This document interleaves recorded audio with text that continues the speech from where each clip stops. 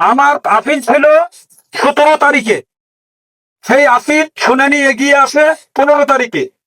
কিন্তু ঘাতক চক্র আমাকে যদি হত্যা করতে পারত এবং কাগজগুলি ছিনতাই করেছে 15 তারিখে, এবং আপিল শুনানি হয়েছে 15 তারিখ 11টা 27 মিনিটে, কিন্তু আমার কাগজগুলো ছিনতাই করে তারা কোনো সফলতা অর্জন করতে পারেনি।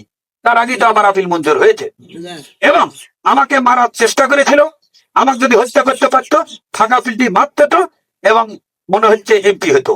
কিন্তু জনগণ হিসাব করবে আজিজের ব্যক্তিকে হত্যা করলো কে? এই মূর্খ, এই অজ্ঞ কোনদিন ইনশাল্লাহ জনগণের আস্থা অর্জন করতে পারবেন না। আল্লাহ রাখে, আল্লাহ মারেকে। আপনারা দোয়া করবেন। মারার চেষ্টা করেছিল, আল্লাহ আমাকে বেঁচে রেখেছে। আমি আপনাদের কাছে আসার নিয়ত করেছিলাম, আসার নিয়ত আল্লাহ পূরণ করেছে। আল্লাহ যদি আমাকে এমপি করে, তাহলে আমি আপনাদের পাশে থেকে কাজ করব। আল্লাহ যদি এমপি করে, তাতেও আমি খুশি, না হলেও খুশি।